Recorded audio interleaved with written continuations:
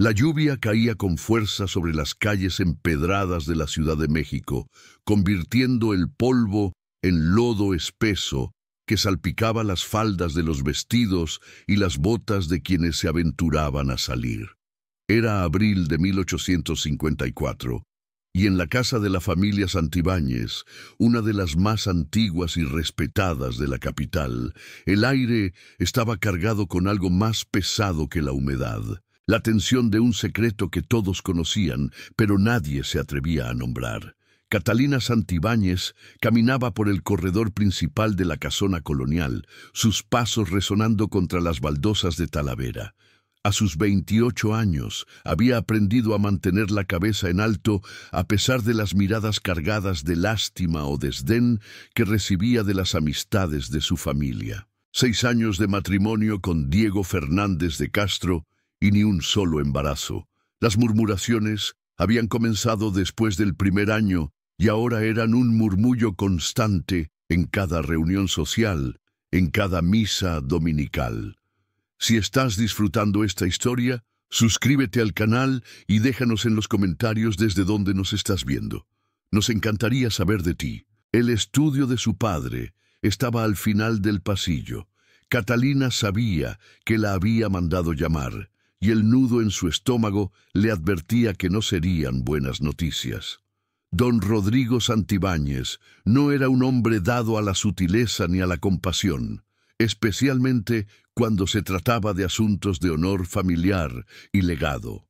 Para él, Catalina había fallado en su único deber sagrado como mujer: darle nietos que continuaran el apellido Santibáñez a través del matrimonio con los Fernández de Castro. Tocó la puerta de madera tallada y esperó. «Adelante». La voz de su padre sonó grave, autoritaria. Catalina entró y encontró no solo a su padre sentado detrás del escritorio de caoba, sino también a su esposo Diego de pie junto a la ventana, mirando hacia el patio interior donde la lluvia golpeaba las hojas de los naranjos.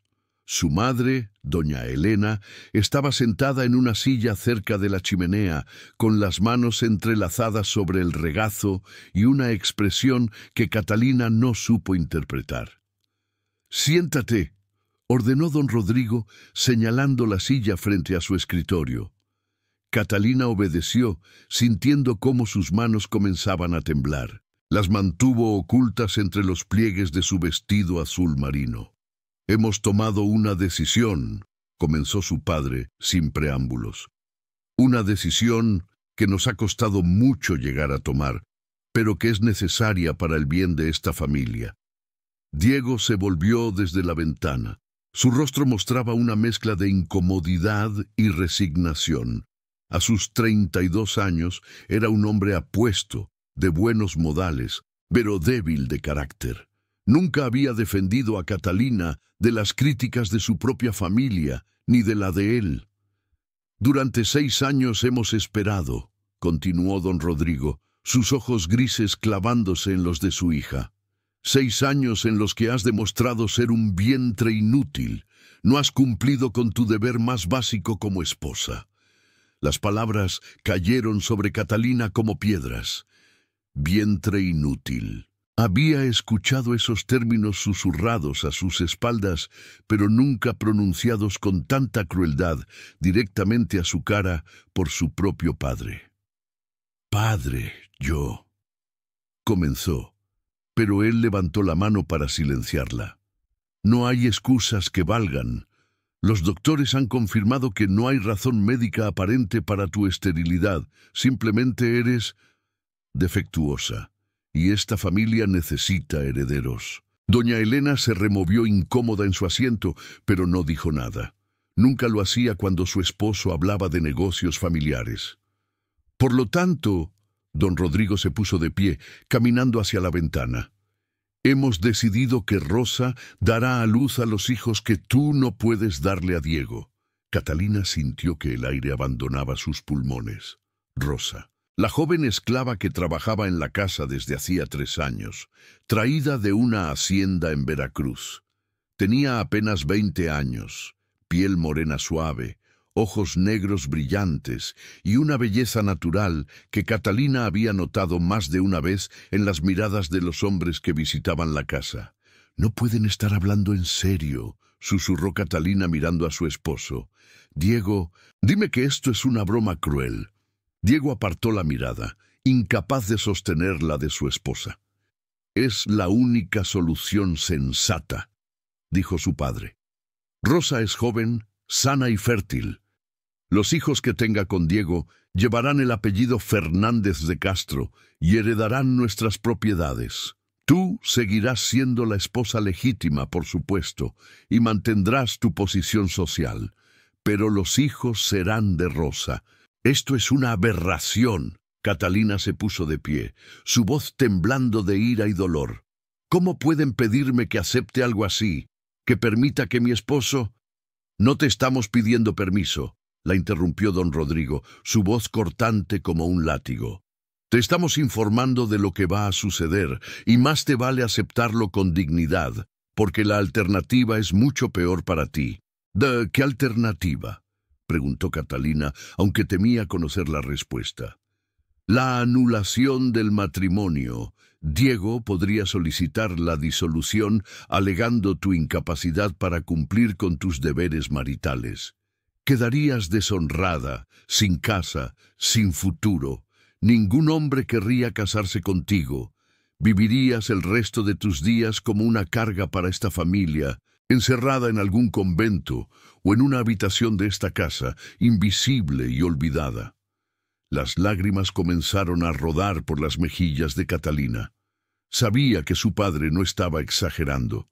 En la sociedad mexicana de 1854, una mujer repudiada no tenía opciones. Sería un fantasma viviente, despreciada por todos. «¿Y qué hay de los sentimientos de Rosa?», preguntó Catalina, aferrándose a cualquier argumento. «¿Le han preguntado si ella quiere esto?». Don Rodrigo soltó una risa seca. «Rosa es una esclava. No tiene sentimientos que nos importen ni voluntad propia.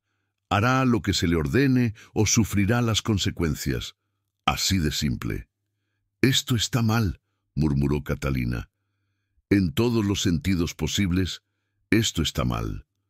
«Lo que está mal», dijo su padre, volviendo a sentarse en su escritorio, «es que una hija mía no pueda cumplir con su única función en la vida. Ahora vete, necesito discutir los detalles con Diego». Catalina salió del estudio tambaleándose, sintiendo como si el suelo se moviera bajo sus pies. El corredor pareció alargarse infinitamente frente a ella. Necesitaba aire, espacio, un lugar donde pudiera gritar sin que nadie la escuchara. Llegó a su habitación y cerró la puerta con llave. Se dejó caer en el suelo, las lágrimas cayendo sin control, mientras su cuerpo se sacudía con sollozos silenciosos. Todo por lo que había luchado, toda la dignidad que había intentado mantener durante 6 años de humillaciones, se desmoronaba en ese momento. Escuchó pasos en el corredor. Alguien se detuvo frente a su puerta. «Señora Catalina», era la voz suave de Rosa. «Le traje té de tila». Doña Elena pensó que le ayudaría a calmar los nervios. Catalina se quedó inmóvil, sin saber qué decir. ¿Cómo podía enfrentar a Rosa sabiendo lo que su familia planeaba hacerle? ¿Sabría ya la joven esclava cuál sería su destino? «Déjelo en la mesita del pasillo», respondió Catalina, su voz rota por el llanto. «Gracias». Hubo un momento de silencio al otro lado de la puerta. «Señora», comenzó Rosa, pero no terminó la frase. Catalina escuchó sus pasos alejándose por el corredor. La lluvia continuó cayendo durante toda la tarde. Catalina permaneció en su habitación, mirando por la ventana hacia el jardín, donde las flores de bugambilia se inclinaban bajo el peso del agua. Pensó en las opciones que tenía, que en realidad no eran opciones en absoluto. Podía aceptar la humillación de que su esposo engendrara hijos con una esclava, viendo cómo esos niños crecían en su propia casa, llamándola señora en lugar de madre. o podía enfrentar el deshonor de una anulación matrimonial y pasar el resto de su vida como una paria social. Ninguna de las dos alternativas le permitía mantener su dignidad intacta. Cuando la noche cayó sobre la Ciudad de México, Catalina escuchó movimiento en la casa. Voces en voz baja, puertas que se abrían y cerraban. Se acercó a su puerta y la abrió apenas una rendija. Vio a Rosa caminando por el corredor, escoltada por la ama de llaves, doña Gertrudis. La joven esclava llevaba un vestido limpio y su cabello trenzado con cuidado. Sus ojos estaban fijos en el suelo y sus manos temblaban visiblemente. La llevaban a la habitación de Diego. Catalina cerró la puerta y se recostó en su cama, tapándose los oídos con las manos, como si eso pudiera bloquear la realidad de lo que estaba sucediendo a pocos metros de distancia. Las horas pasaron con una lentitud agónica. No durmió, no pudo. Al amanecer, escuchó pasos en el corredor. Era Rosa, regresando a las habitaciones de servicio. Catalina abrió la puerta y sus miradas se encontraron por un instante. Los ojos de Rosa estaban rojos e hinchados. Su rostro mostraba una mezcla de vergüenza, dolor y resignación. «Lo siento», susurró Catalina, sin saber muy bien por qué se disculpaba o qué más podía decir. Rosa no respondió. Bajó la mirada y continuó caminando, sus pasos casi silenciosos sobre las baldosas. Los días siguientes transcurrieron en una rutina forzada de normalidad. Catalina debía presentarse en las comidas familiares, sonreír cuando llegaban visitas, mantener las apariencias de un matrimonio feliz. Diego apenas la miraba, y cuando lo hacía, había culpa en sus ojos, pero no arrepentimiento. Su padre la observaba con una mezcla de satisfacción y desprecio, como si hubiera resuelto un problema molesto de la manera más eficiente posible. Rosa continuaba con sus tareas diarias en la casa, pero ahora había una rutina adicional. 3 veces por semana, después de la cena, era llevada a la habitación de Diego. El resto de los sirvientes lo sabían, aunque nadie lo mencionaba abiertamente. Era un secreto a voces que todos pretendían ignorar. Catalina comenzó a pasar más tiempo fuera de la casa. Visitaba a las pocas amigas que aún mantenían contacto con ella, aunque sabía que algunas lo hacían más por morbo que por genuino afecto. Se refugiaba en la iglesia, rezando por una fuerza que no sentía tener. Caminaba por las calles del centro, observando la vida de la ciudad que continuaba sin importar su sufrimiento personal. Fue durante una de esas caminadas que conoció a Teresa Inclán, una mujer viuda de unos 40 años que dirigía un pequeño orfanato en uno de los barrios más pobres de la ciudad. Teresa era una mujer práctica, de hablar directo y mirada penetrante. No pertenecía a la alta sociedad, pero tenía contactos en todos los niveles sociales gracias a su trabajo caritativo. «Usted es Catalina Santibáñez de Fernández de Castro, ¿verdad?», le preguntó Teresa un día cuando Catalina visitaba la iglesia de San Francisco. «He escuchado historias sobre su familia». Catalina se tensó, preparándose para otro juicio o comentario cruel disfrazado de preocupación. «Estoy segura de que ha escuchado muchas cosas», respondió con frialdad. «Oh, no me malinterprete», dijo Teresa, sentándose junto a ella en la banca. «No me interesan los chismes de sociedad. Me interesan las injusticias. Y algo me dice que usted está viviendo una de las peores». Por primera vez en semanas, Catalina sintió que podía ser honesta con alguien. No reveló todos los detalles, pero le contó lo suficiente para que Teresa comprendiera la situación. La mujer escuchó en silencio, sin interrumpir, sin juzgar. «Lo que le están haciendo es cruel, pero lamentablemente no es inusual», dijo Teresa cuando Catalina terminó. «He visto casos similares. Familias que tratan a sus esclavos como herramientas para resolver problemas que consideran vergonzosos. ¿Ha pensado en lo que esto significa para Rosa? La pregunta tomó a Catalina por sorpresa. En medio de su propio sufrimiento, había pensado en Rosa como parte del problema, no como otra víctima.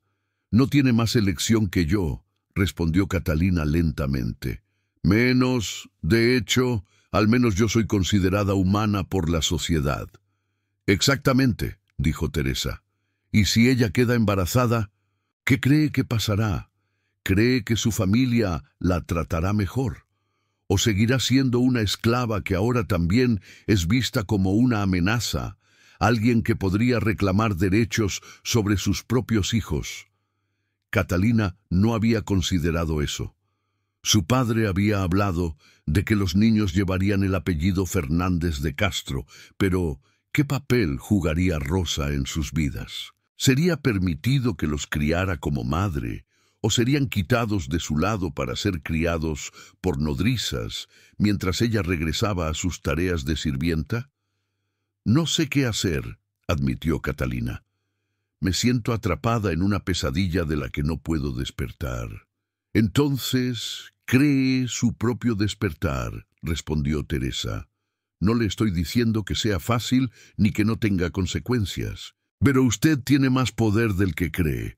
Tiene educación, tiene acceso a recursos, tiene el apellido de una familia importante. Rosa no tiene nada de eso.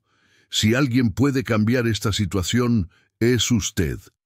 Las palabras de Teresa resonaron en la mente de Catalina durante días. ¿Qué poder tenía realmente? Su padre controlaba las finanzas familiares. Su esposo había demostrado ser incapaz de oponerse a las decisiones paternas. Pero Teresa tenía razón en algo. Ella podía leer, escribir, tenía contactos sociales y conocía las leyes, al menos superficialmente. Comenzó a investigar. Visitó a un abogado conocido de la familia, don Manuel Escalante, pretextando interés en asuntos testamentarios.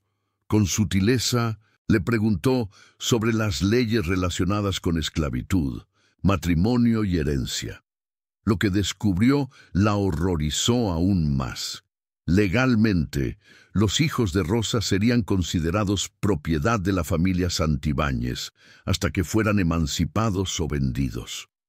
Aunque Diego los reconociera como sus hijos, Rosa no tendría ningún derecho legal sobre ellos.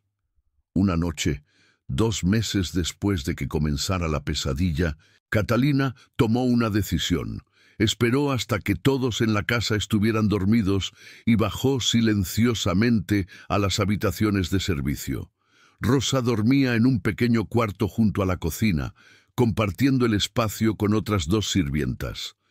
Catalina tocó suavemente la puerta. Rosa abrió, sus ojos llenos de sorpresa y miedo al ver a la señora de la casa a esas horas. «Necesito hablar contigo», susurró Catalina. «A solas». Salieron al patio interior, donde la luna llena iluminaba las hojas mojadas de los naranjos. El aire nocturno era fresco y cargado con el aroma de la tierra húmeda.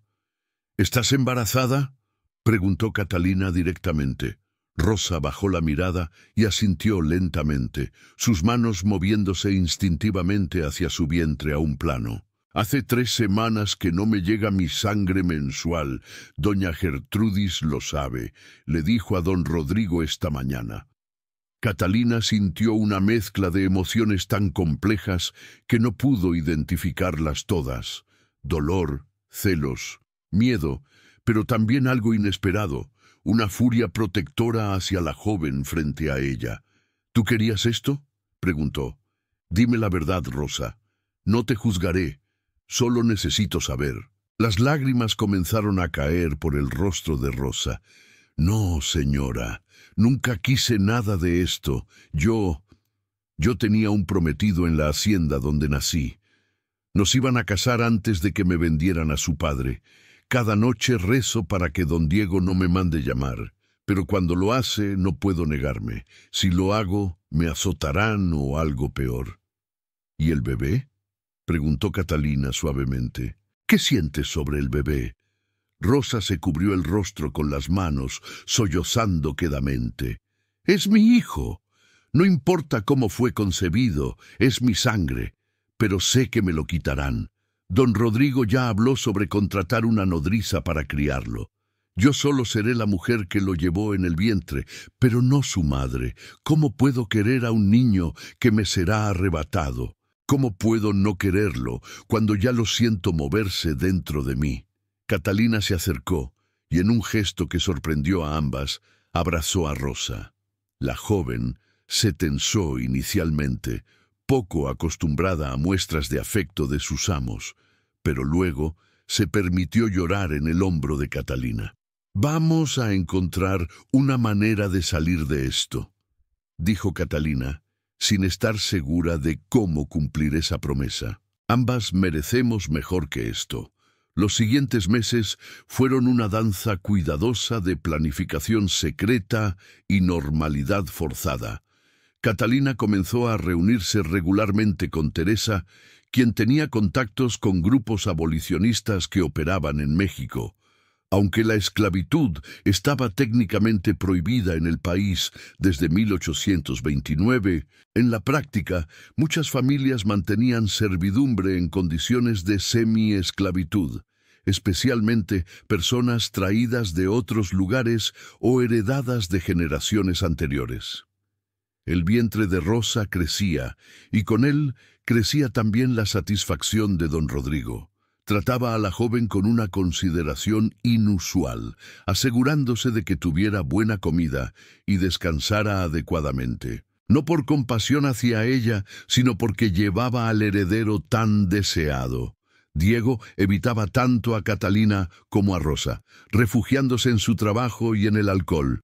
Catalina comenzó a vender discretamente algunas de sus joyas, no las más llamativas, sino piezas pequeñas que no serían notadas de inmediato. Con el dinero, Teresa la ayudó a establecer contacto con un grupo de comerciantes que viajaban frecuentemente al norte del país, hacia los Estados Unidos. La frontera norte era conocida por ser un lugar donde los esclavos fugitivos podían encontrar libertad. El plan era riesgoso y complejo. Rosa tendría que dar a luz primero. Luego ella y el bebé tendrían que escapar antes de que el niño fuera oficialmente registrado y reclamado por la familia. Catalina usaría sus contactos y recursos para facilitarles el viaje hacia el norte, donde podrían comenzar una nueva vida. Pero había un problema. Cada día que pasaba, Catalina se daba cuenta de que no podía quedarse atrás. Si ayudaba a Rosa a escapar, sería obvia la sospechosa principal. Su padre la castigaría severamente, posiblemente encerrándola o forzándola a un convento. Y más allá de eso, ¿qué tipo de vida le esperaba si se quedaba? ¿Décadas más de humillación? ¿Quizás viendo a su esposo tener más hijos con otras mujeres? «Ven con nosotras», le dijo Teresa una tarde mientras tomaban té en el pequeño despacho del orfanato. «Tienes educación, hablas francés e inglés. Podrías trabajar como institutriz o maestra en alguna de las ciudades fronterizas. No sería la vida de lujo a la que estás acostumbrada, pero sería tu vida, no la que otros decidieron para ti». La idea era aterradora y liberadora al mismo tiempo. Abandonar todo lo que conocía, la seguridad de su nombre familiar, la comodidad de su posición social. Pero ¿qué valía todo eso si venía con el precio de su dignidad y su alma? Rosa entró en trabajo de parto una fría noche de diciembre. La comadrona fue llamada, y toda la casa se llenó de la tensión de la espera. Don Rodrigo paseaba por el corredor como un león enjaulado, mientras doña Elena rezaba en su habitación. Diego bebía brandy en su estudio, incapaz de enfrentar la situación que él mismo había ayudado a crear. Catalina permaneció cerca, insistiendo en estar presente durante el parto a pesar de las protestas de su padre. La comadrona, una mujer mayor llamada doña Petra, le permitió quedarse después de que Catalina deslizara algunas monedas de plata en su mano. El parto fue largo y difícil. Rosa gritaba y lloraba, aferrándose a las sábanas mientras su cuerpo luchaba por traer nueva vida al mundo. Catalina sostuvo su mano, murmurando palabras de aliento, limpiando su frente con paños húmedos. «Ya casi, niña», decía doña Petra. «Un empujón más». Finalmente, con un último grito desgarrador, el bebé nació. Era una niña, pequeña pero con pulmones fuertes que llenaron la habitación con su llanto. Doña Petra la limpió rápidamente y la envolvió en una manta suave. «Es una niña sana», anunció la comadrona. Rosa extendió los brazos, desesperada por sostener a su hija, pero doña Petra vaciló, mirando hacia Catalina en busca de dirección. Sabía que las órdenes habían sido claras. El bebé debía ser llevado inmediatamente a la habitación preparada para él, lejos de su madre. «Déjala sostenerla», ordenó Catalina con una firmeza que sorprendió incluso a ella misma. «Es su hija, tiene derecho a conocerla». Doña Petra obedeció, colocando a la niña en los brazos de Rosa.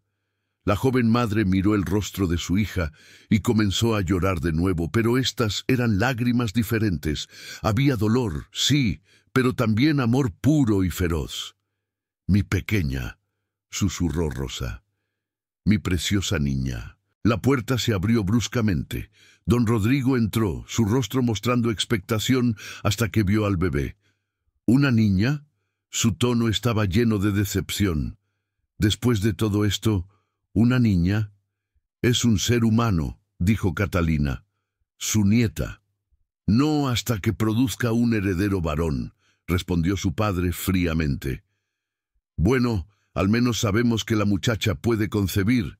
Tendrán que intentarlo de nuevo». Rosa apretó a su bebé contra su pecho, sus ojos llenos de terror, ante la perspectiva de pasar de nuevo por lo mismo.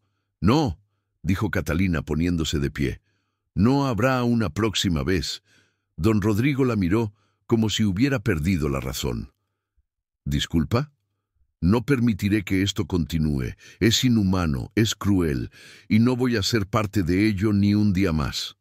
Su padre dio un paso amenazante hacia ella. «No tienes voz ni voto en esto, niña. Esta es mi casa, mi familia, y se hará lo que yo diga». «Entonces ya no seré parte de tu familia», respondió Catalina, sorprendiéndose de su propia valentía. «Me voy, y Rosa viene conmigo». El silencio que siguió fue absoluto.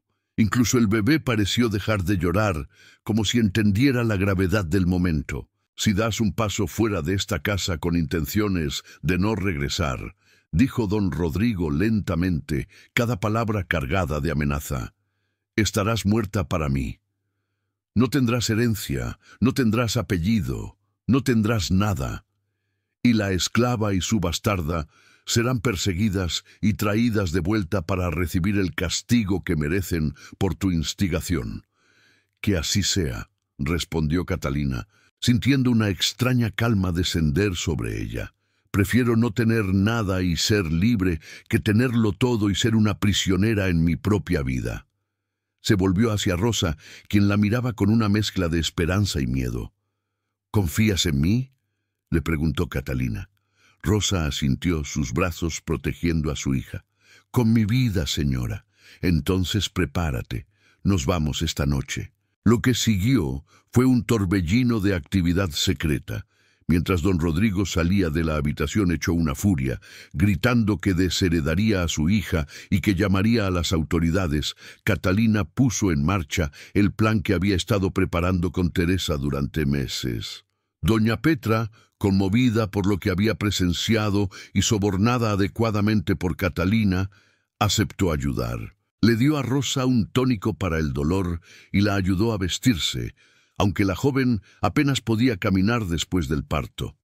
La bebé fue envuelta en mantas gruesas contra el frío de la noche. Catalina fue a su habitación y empacó solo lo esencial.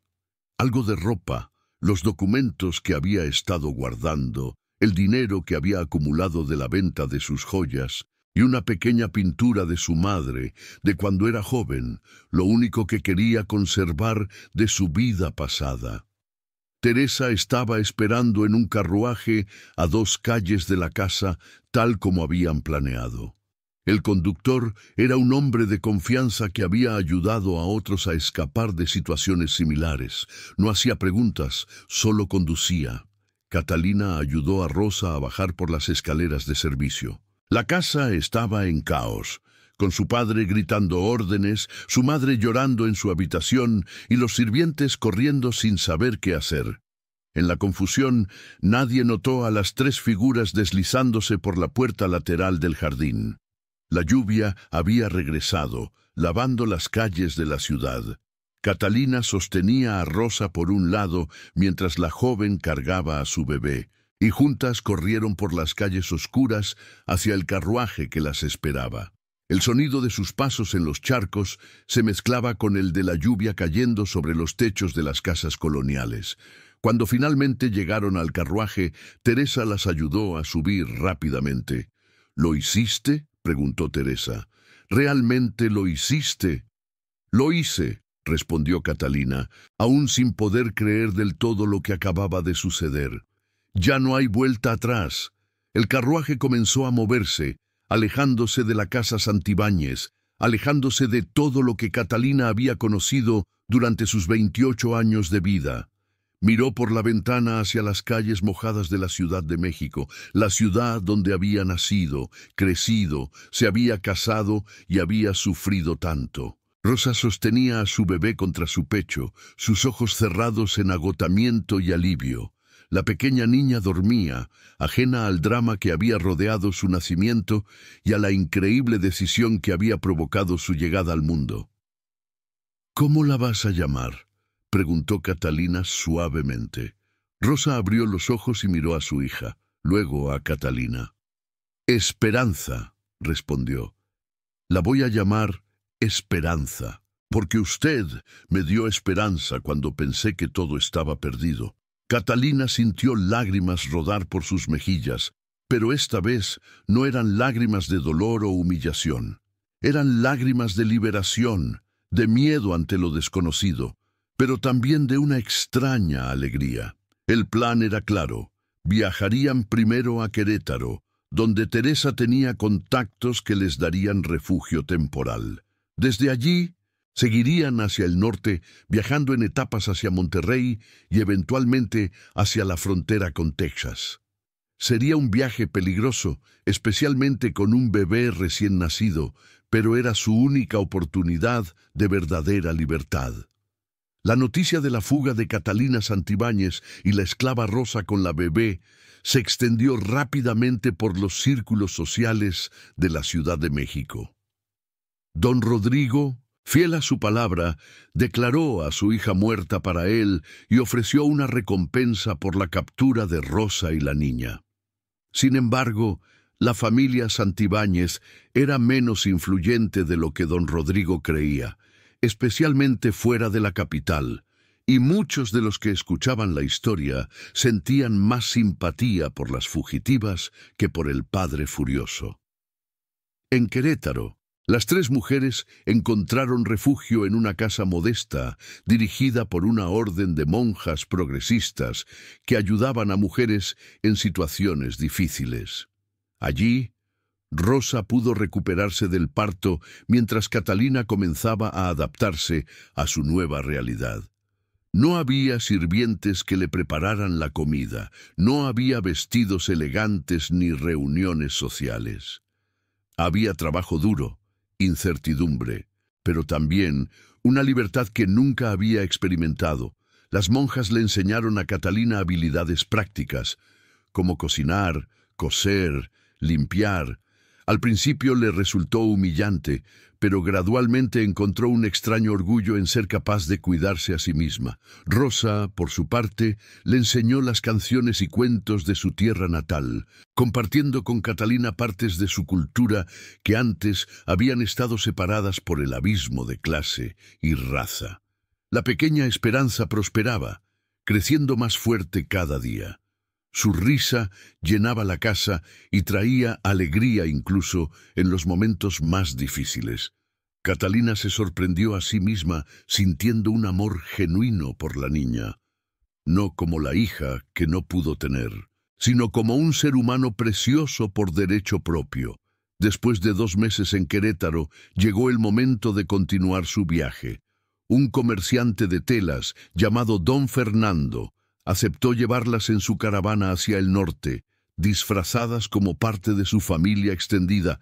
Era un hombre mayor, viudo y sin hijos, que sentía simpatía por su causa. El viaje a través del México central fue arduo. Viajaban principalmente de noche para evitar ser reconocidas, durmiendo en posadas modestas o al aire libre cuando no había otra opción. Catalina aprendió a dormir en el suelo, a comer tortillas simples y frijoles, a soportar el frío de las noches del desierto y el calor sofocante del día.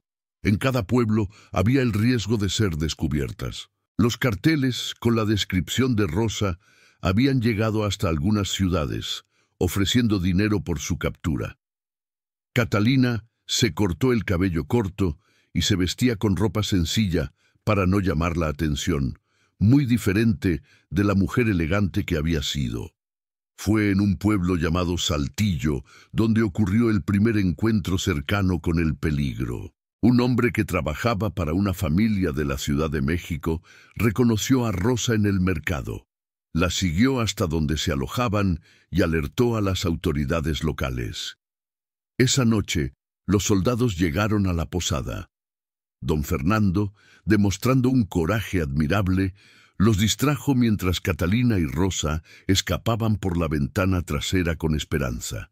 Corrieron por las calles oscuras del pueblo, el llanto de la bebé sofocado contra el pecho de Rosa, el corazón de Catalina latiendo tan fuerte que pensó que explotaría. Se escondieron en una iglesia abandonada en las afueras del pueblo, temblando de miedo y frío.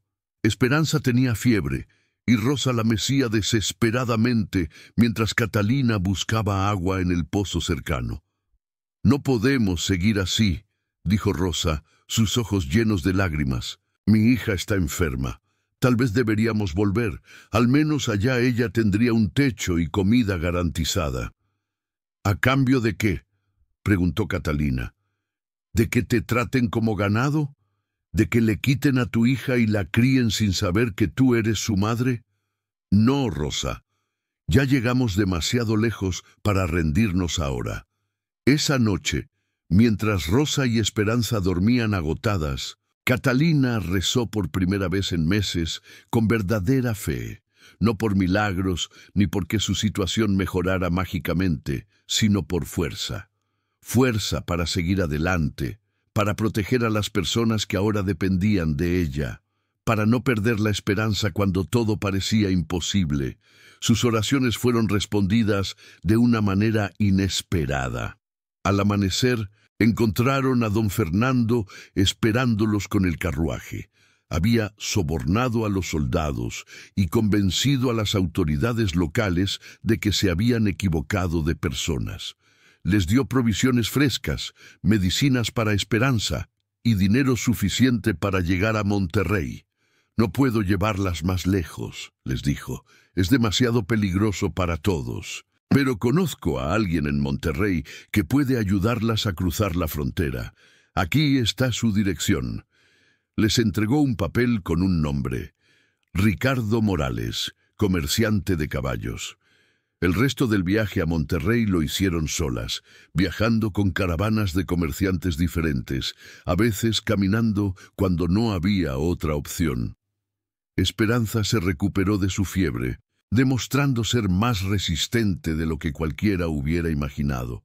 En Monterrey encontraron a Ricardo Morales, un hombre de unos 50 años, con una voz áspera pero ojos amables. Había ayudado a muchas personas a cruzar la frontera, tanto esclavos fugitivos como personas que simplemente buscaban una vida mejor en el norte. «El cruce es peligroso», les advirtió. «Hay patrullas, bandidos, el desierto mismo es mortal. Y una vez al otro lado, no piensen que todos los problemas se acaban. Texas es territorio estadounidense ahora, y ellos tienen sus propias leyes sobre esclavitud». «Entonces, ¿qué nos recomienda?», preguntó Catalina. «Hay lugares más al oeste, en California, donde las leyes son más flexibles. o pueden intentar llegar a Canadá, aunque eso significaría atravesar todo Estados Unidos. Ninguna opción es fácil. Catalina y Rosa hablaron esa noche, sopesando sus opciones. Finalmente decidieron intentar llegar a California. Era la ruta más larga, pero Ricardo les había asegurado que allí tendrían mejores oportunidades de empezar de nuevo sin ser perseguidas por el pasado de Rosa. El cruce de la frontera se hizo una noche sin luna, guiadas por Ricardo a través de senderos que solo él conocía. Esperanza fue mantenida dormida con una pequeña dosis de láudano para evitar que su llanto las delatara.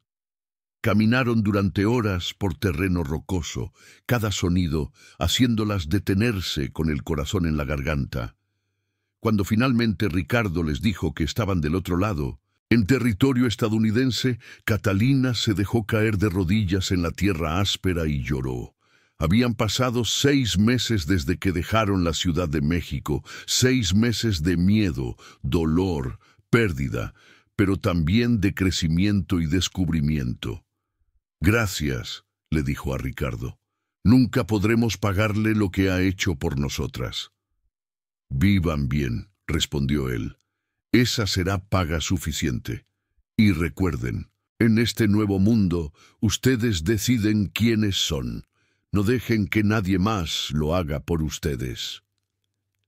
El resto del viaje hacia California tomó otros 4 meses. Trabajaron en ranchos y pueblos a lo largo del camino para ganar dinero para continuar. Catalina descubrió que su educación era valiosa y encontró trabajo enseñando a leer y escribir a niños en pequeños asentamientos. Rosa usaba sus habilidades en costura y cocina, trabajos que conocía bien de sus años como esclava, pero que ahora realizaba como mujer libre por primera vez en su vida. La relación entre ellas había evolucionado. Ya no eran ama y esclava, ni siquiera simplemente compañeras de viaje. Se habían convertido en amigas verdaderas, unidas por experiencias compartidas que nadie más podría entender completamente. Habían visto lo mejor y lo peor una de la otra. Habían sobrevivido juntas cuando la mayoría habría predicho su fracaso. Finalmente, llegaron a un pueblo minero en California llamado Mariposa. Era un lugar rudo, lleno de hombres que buscaban oro y fortuna, pero también de familias que intentaban construir algo permanente en aquella tierra salvaje. Había poca preocupación por el pasado de las personas. Lo que importaba era el presente y lo que podías contribuir. Catalina y Rosa alquilaron una pequeña casa en las afueras del pueblo. Catalina estableció una escuela para los niños del área, mientras Rosa abrió un pequeño negocio de costura. Esperanza, ahora de 1 año, crecía rodeada de amor y libertad, sin saber nada del drama que había rodeado su nacimiento. Un día, casi 2 años después de haber dejado México, Catalina recibió una carta. Era de Teresa, quien había logrado rastrearlas a través de la red de contactos que las había ayudado en su viaje. Las noticias que contenía la carta eran agridulces. Don Rodrigo había muerto de un ataque al corazón 6 meses después de la fuga de Catalina. Su madre, doña Elena, vivía ahora con una hermana en Puebla. Diego se había vuelto a casar rápidamente con una joven de 18 años que ya le había dado un hijo varón. La familia nunca había hablado públicamente sobre Catalina después de su partida, como si nunca hubiera existido. Pero lo más interesante era una nota al final de la carta. Un abogado que había sido amigo de la familia le había escrito a Teresa. En su testamento, antes de morir, don Rodrigo había dejado una pequeña suma de dinero para Catalina en caso de que alguna vez regrese al camino correcto. No era una fortuna, pero era suficiente para garantizar seguridad financiera. Catalina leyó y releyó la carta. Parte de ella sintió una punzada de dolor por la muerte de su padre, a pesar de todo. Pero otra parte, la más fuerte, sintió solo una inmensa tristeza por el hombre que había elegido el orgullo y el control sobre el amor y la compasión. Le mostró la carta a Rosa. «Podrías reclamar ese dinero», dijo Rosa. «Podrías tener una vida más fácil, tal vez volver a México». «No», interrumpió Catalina. «Esto es mi hogar ahora. Tú y Esperanza son mi familia. No cambiaría lo que tenemos ahora por todo el dinero y la posición social del mundo». Años pasaron. La escuela de Catalina prosperó, ganándose una reputación en toda la región. Rosa se convirtió en la mejor costurera del pueblo, sus vestidos buscados por las pocas damas elegantes que llegaban al área. Esperanza creció fuerte y saludable, una niña brillante que aprendió a leer y escribir bajo la tutela de Catalina y heredó el talento de su madre para la costura. Cuando Esperanza tenía 10 años, preguntó por primera vez sobre su padre.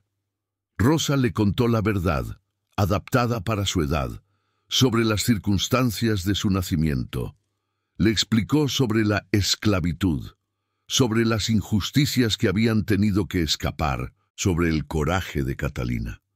«Entonces, tía Catalina no es realmente mi tía», preguntó la niña. «Es más que eso», respondió Rosa. «Es la mujer que nos salvó, que nos dio una oportunidad de ser libres. Es familia, en el sentido más verdadero de la palabra. Catalina nunca se volvió a casar. Tuvo algunos pretendientes a lo largo de los años, hombres buenos que apreciaban su inteligencia y espíritu independiente, pero había aprendido a valorar su libertad y autonomía de una manera que hacía difícil compartir su vida de nuevo en esos términos. En cambio, encontró satisfacción en su trabajo, en ver a sus estudiantes crecer y prosperar, en ser parte de una comunidad que valoraba las contribuciones sobre los apellidos. Encontró alegría en la vida simple de leer, junto al fuego en las noches, en cultivar un pequeño jardín, en las cenas compartidas con Rosa y Esperanza, donde reían y contaban historias. Rosa, por su parte, eventualmente conoció a un hombre libre, un herrero llamado Samuel, que había llegado de New Orleans. Se enamoraron lentamente, con el tipo de respeto mutuo que viene de haber vivido experiencias difíciles. Se casaron en una ceremonia sencilla, con Catalina como testigo principal. Una tarde de otoño, 20 años después de haber dejado la Ciudad de México, Catalina estaba sentada en el porche de su casa mirando las montañas a la distancia. Tenía 48 años, con líneas de expresión alrededor de sus ojos y algunos cabellos grises, pero había una paz en su rostro que nunca había tenido en su juventud.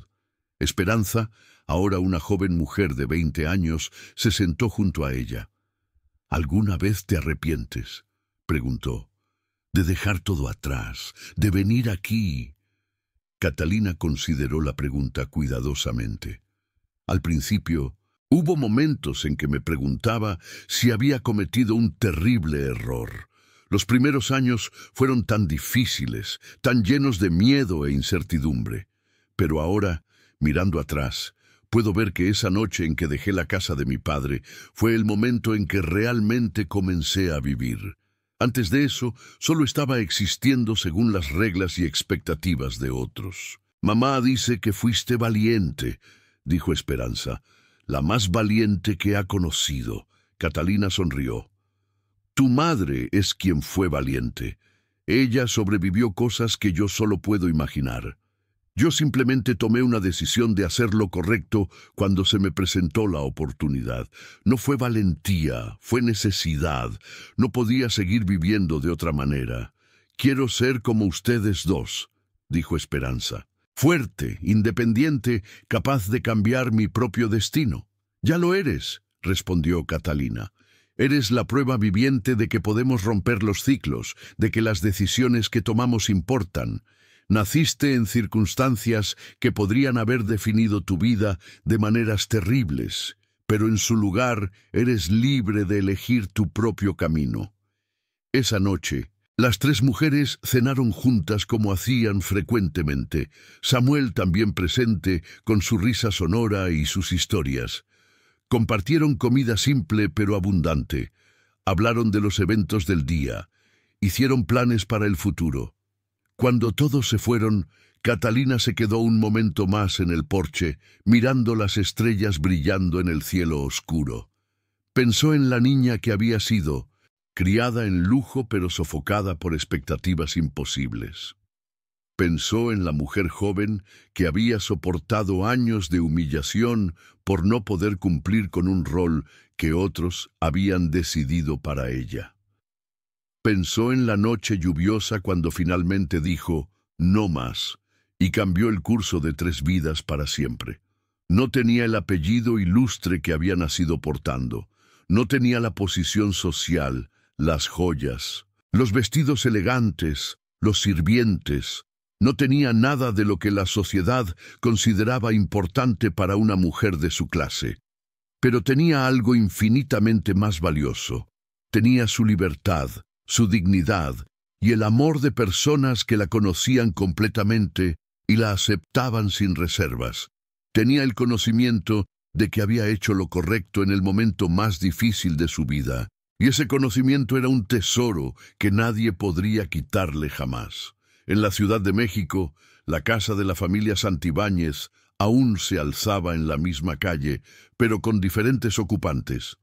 La historia de la hija rebelde que había huido con una esclava se había convertido en un cuento susurrado en salones elegantes, utilizado como advertencia para hijas obstinadas o como ejemplo de escándalo social.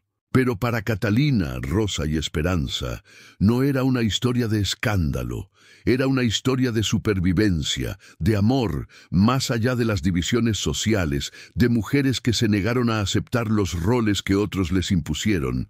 Era una historia de libertad, ganada no fácilmente, sino con cada decisión difícil, cada noche durmiendo con miedo, cada día trabajando hasta el agotamiento. Era una historia de transformación, de cómo el dolor y la injusticia pueden ser catalizadores para un cambio profundo si uno tiene el coraje de actuar. Y sobre todo, era una historia de esperanza, esperanza de que las cosas pueden ser diferentes, de que los sistemas crueles pueden ser desafiados, de que la dignidad humana es más fuerte que cualquier ley o costumbre social que intente negarla. Las vidas de Catalina y Rosa demostraron que el cambio es posible, pero nunca sin costo. Perdieron mucho en su viaje hacia la libertad, familia, seguridad, identidades conocidas.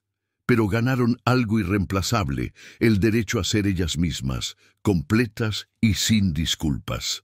Esperanza creció sabiendo esta historia, no como algo vergonzoso que debía ser ocultado, sino como un legado de fuerza y determinación. Se convirtió en maestra como Catalina y más tarde en activista por los derechos de las mujeres y contra la esclavitud. Llevó adelante el legado de las 2 mujeres que la criaron, no con las palabras vientre inútil que casi destruyeron a Catalina, sino con palabras de valor, dignidad y esperanza. Catalina vivió hasta los 72 años, lo suficiente para ver a Esperanza casarse y tener sus propios hijos. En sus últimos días, rodeada de las personas que amaba, reflexionó sobre el extraño camino que había tomado su vida. De haber permanecido en México, probablemente habría vivido más años en comodidad material, pero habría muerto de una manera más importante mucho antes. Su espíritu habría sido aplastado, su alma habría marchitado. En cambio, había elegido la vida real, difícil, imperfecta, pero auténtica, y en esa elección había encontrado no solo su propia libertad, sino que había hecho posible la libertad de otras. Rosa vivió incluso más tiempo, hasta los 83 años, viendo a sus nietos crecer. Nunca olvidó sus años como esclava, pero ya no definían quién era. Era Rosa Morales, mujer libre, abuela, costurera reconocida, ciudadana respetada de su comunidad. La historia de estas 3 mujeres podría haber sido fácilmente olvidada, perdida en el vasto océano de historias no contadas de mujeres que sufrieron en silencio o lucharon sin reconocimiento.